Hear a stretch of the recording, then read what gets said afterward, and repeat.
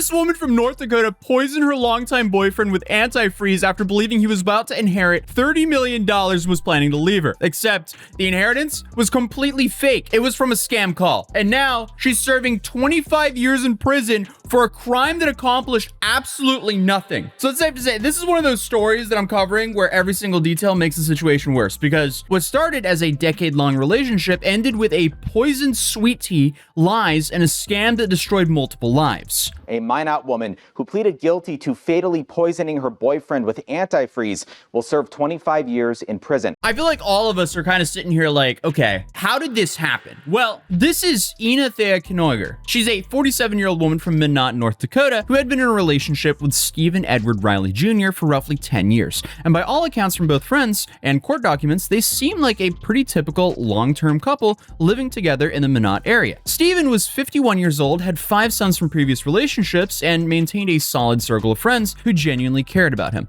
Nothing about their relationship seemed unusual or alarming from the outside. However, in early September of 2023, Stephen received news that would completely change the course of his life. Unfortunately, not in the way he originally thought it would, but it definitely changed the course of his life. Because Stephen received a phone call informing him that he was about to inherit $30 million from what was supposedly a distant relative or estate abroad. And Stephen was instructed to meet with an attorney at the Minot airport September 3rd to sign paperwork and complete the inheritance transaction. According to Stephen and everyone he told, this was legitimate, real, and about to transform his life. Again, it would transform his life, but there was nothing real about this. Here's where the financial motive comes into focus, because according to friends who later spoke with investigators and the press, Stephen had been discussing plans to leave Ina once he secured the money. And this wasn't a speculation or even a rumor, because Stephen really had these conversations with people who were close to him. So not only in the days leading up to September 3rd, but also the day itself on the way to the airport. And he kind of just wanted to leave her because she didn't really have a job and was like leeching off of him. So he wanted to leave Ina? Mm-hmm. Did Steve ever talk about leaving Ina? All the time. Okay. Every day. And based on what happened next, Ina was aware on the intentions to end the relationship. So one friend told police that earlier in the morning on September 3rd, before the airport meeting was scheduled, Ina had thrown Stephen's belongings outside of their home. The friend described Ina as visibly angry and upset because Stephen was going to leave her once the money came through. So now we have this woman who's about to lose her boyfriend of 10 years, who's watching him prepare to come into $30 million. And I guess she just decided that letting the relationship end was not an acceptable option. But Ina, I guess, just came up with her own solution to this problem of hers. She believed that as Stephen's common law wife, that she would legally be entitled to a portion of his inheritance after his passing. So on the morning of September 3rd, as Stephen prepared for his meeting at the airport, Ina was making him sweet tea throughout the day. So according to the court documents in the arrest affidavit, this is when prosecutors say that she began putting ethylene glycol into his drinks, which is antifreeze. And it has one particular dangerous characteristic. It's sweet tasting, which makes it incredibly easy to disguise in beverages like, well, sweet tea. And also, this is why antifreeze manufacturers add the bitter agents to their products to prevent accidental ingestion by children and animals who might be attracted to the sweet taste. And unfortunately, Stephen drank the tea Ina prepared for him, completely unaware that it contained a lethal dose of poison. And later that evening, Stephen headed to the Minot airport with some friends who joined him to meet the supposed attorney and witness the moment. Everyone was excited, ready to celebrate what they thought would be their friend's incredible good fortune. And that's when everything started to go sideways, because while waiting at the airport for the lawyer to arrive, Stephen began complaining that he felt drunk, which was strange because he didn't consume any alcohol. So the people who were present confirmed to the investigators that Stephen had been completely sober throughout the entire day. He made that comment that he had not been drinking. He said, I haven't been drinking. He actually made that comment quite a few times. That day? That night? That night. Because when we were at the airport, I told him, just sip some water, Steve. And he kept saying, God, I feel like I'm drunk, but he said, I haven't drank anything all day. One friend, Billy, told police that he'd spent most of September 2nd with Stephen, and Stephen seemed to be completely fine. No signs of being sick, no indication of physical distress, nothing unusual at all. But now, Less than 24 hours later, Steven was telling everyone that he felt intoxicated. Then, the stomach pain started, because suddenly he started complaining about severe stomach pain and became increasingly unsteady on his feet. His friends watched as he nearly fell over multiple times just trying to walk. So his condition was deteriorating fast, right in front of everyone, and it was kind of obvious that something was very wrong. And Wesley Torgerson, one of Steven's close friends who was at the airport, later told the police that within a very short time, Steven's health declined to the point where he was genuinely concerned for his friend's life. He and the other guys immediately wanted to call 911 or drive Steven to the emergency room, but Ina was certain that medical attention was not necessary. She insisted that her boyfriend was just suffering from a heat stroke and needed to just go home and rest. So she claimed that she had medical training and knew exactly what to do for a heat stroke, so there was no need to panic or involve any actual medical professionals. He's not happy. She was supposed to call the ambulance.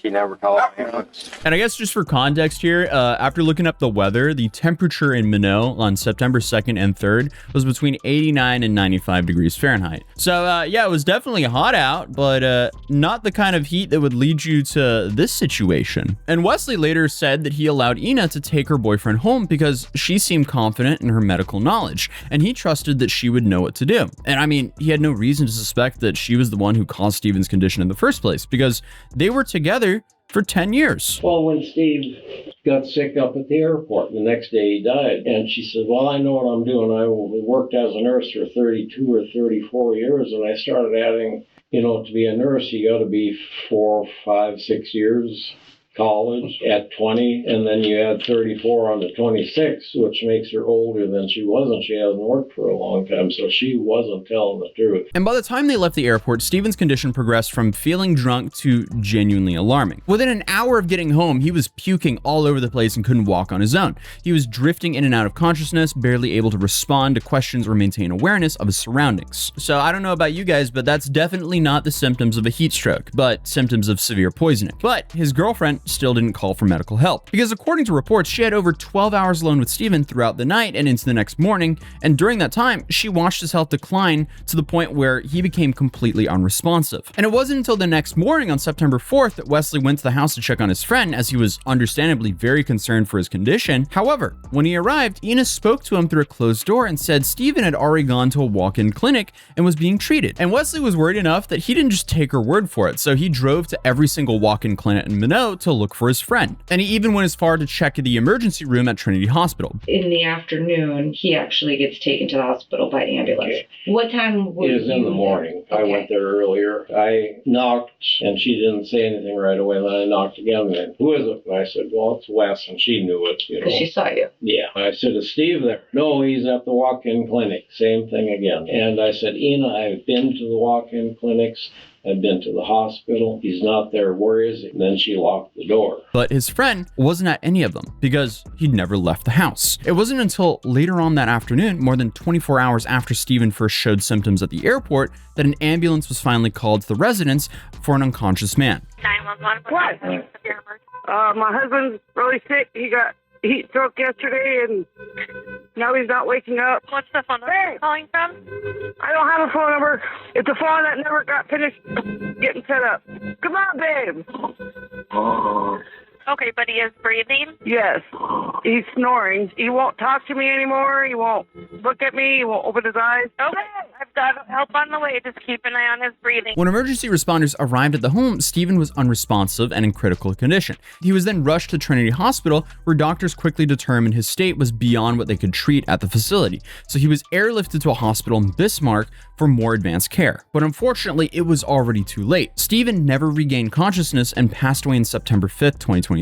So when investigators questioned Ina about what happened, she initially tried to maintain this heat stroke story. She claimed that her boyfriend had been drinking alcohol all day on September 3rd and suffered from a heat stroke, which was supposed to explain his symptoms. But the toxicology report had already proven there was zero alcohol in his system, so that explanation immediately fell apart. Then Ina started providing increasingly bizarre and alternate explanations on how Steven might have ingested antifreeze. She suggested that he could have gone into the garage, dropped a cigarette in some antifreeze, and then smoked the antifreeze-soaked cigarette? Yeah, because that's something that definitely happens. She also claimed that she Googled the symptoms of a heat stroke and discovered that a heat stroke symptoms mimic poisoning. poisoning, which is why she just thought that he needed rest rather than medical attention.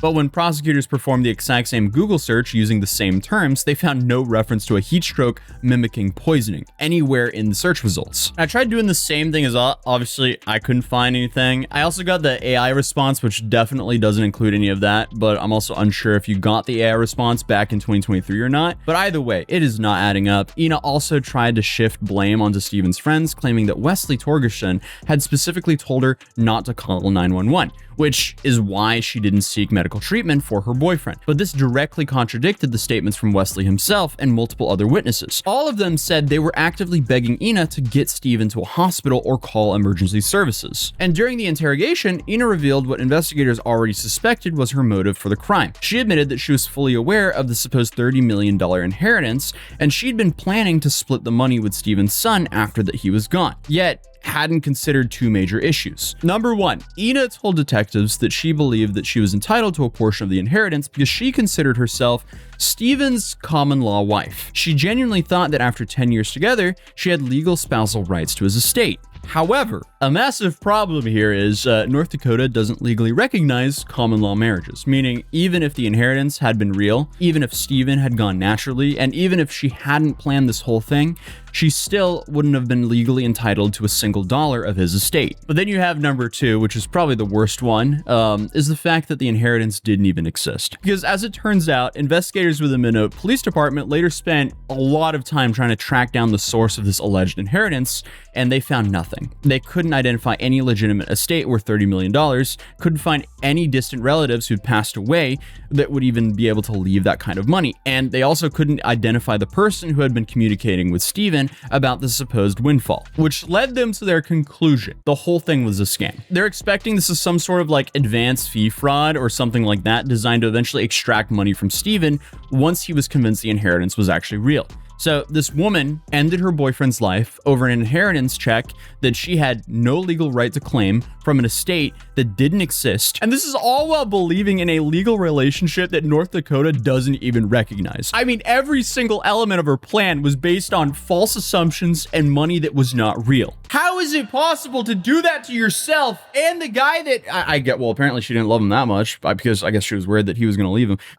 Man, I don't even know how to feel about this. Well, obviously I feel disgusted about this, but still, like, this is just so messed up. How is this story real? It sounds like a parody. This sounds like the plot for a very messed up movie. It would be an entertaining movie, but still, how does she exist? This woman just paid the ultimate stupid tax because on October 30th, 2023, investigators with Minot Police Department executed a search warrant at the home that Ina and Steven had shared in northwestern Minot.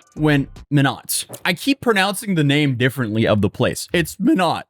I think it's Minot, right? Anyway, they executed the search warrant on this house in Minot, and what they found was basically a roadmap for the crime. In the garage, they discovered a plastic mug containing antifreeze. They found a glass Coors Light bottle with traces of what appeared to be the poison residue. And then, I guess just sitting in the living room, they found an old Windex bottle without a cap, filled with bright green liquid, which turned out to be poison. So with enough evidence to completely seal the deal on the same day, nearly 2 months after the incident, the Minot Police Department arrested Ina Thayer Kinoer and essentially charged her with a Class A felony murder. The case immediately drew national and international media attention for how absurdly tragic the circumstances were. And Ina was held at the Ward County Jail with bail set to $1 million. And in March of 2024, she had sent the North Dakota State Hospital in Jamestown for a complacency evaluation to determine whether she was mentally fit to stand trial. And after completing the evaluation, the case moved forward to a pre-trial conference on May 24, 2024. During the hearing, Ina was offered the opportunity to exchange her plea from not guilty to guilty in exchange for a sentencing recommendation from both her attorney and the prosecution, potentially facing up to life in prison without parole. And on October 16, 2024, more than a year after what happened, Ina Kinoer appeared before a judge once again who accepted the joint sentencing recommendation that had been negotiated between her attorney and the Ward County State. 50 years in prison total, with 25 years to be served behind bars, 25 years suspended, followed by 10 years of supervised probation after her release. Ina Knoyer was sentenced to 50 years, but as part of a plea agreement, she'll only serve half of that. Knoyer pleaded guilty in May to murder in the death of 51-year-old Stephen Riley Jr. Investigators say they believe Knoyer poisoned Riley on the false belief she would receive part of a multi-million-dollar inheritance upon his death. Police have since said they believe that inheritance likely never existed. She was also ordered to pay $3,455 in restitution to Stephen's family to cover funeral expenses and other costs related to his death. That sounds incredibly low to me. A funeral costs a whole lot more than $3,000, that's for sure. But the Minot Police Department also spent a considerable amount of time trying to track down the source of the scam. But the person who first sent Stephen the fake inheritance notification was never identified. And I mean, just from hearing about these scams before, most likely the person who did the first call was not even in the US. And sadly, this is probably like the oldest and most common internet scam there's ever been. This is essentially like one of those like Nigerian prince scams. It's like, oh, you actually could be inheriting this buttload of money from this Nigerian prince here. You just have to send them enough money so they can pay for the transfer of your money. $3,000, please. Thankfully, younger people aren't falling for this stuff, but unfortunately, the elder generation sometimes slips through the cracks and falls for it. And this time, it ended up indirectly causing someone's death. So that's just crazy to think that the scammer probably has no idea that their fake inheritance notification led to an actual murder. And it's genuinely hard to understand the decision-making that led to this crime in the first place, because what was she thinking? I mean, clearly she wasn't thinking. Because even if we set aside everything, her plan had zero chance of success from the beginning. Because again, the inheritance did not exist, so there was never any money to claim, and then North Carolina doesn't even recognize the common law marriage. So come on, you played yourself, woman. Every single element of this plan was just fundamentally flawed. And to think that if Ina just could have let Stephen leave and she just like accepted the end of the relationship, he would have still been alive today, and he probably would have looked like a complete moron because he would have just been scammed, and she wouldn't have been scammed. I guess she got scammed out of a 10-year relationship by a fake inheritance scam, but either way, both would have been alive today, and he would have been a big fool. But instead, he's gone, she's in prison, and two families are permanently destroyed, all for absolutely nothing. But other than that, if you're new here, feel free to subscribe, drop a like if you enjoyed this video, and I'll see you guys in tomorrow's video. Peace.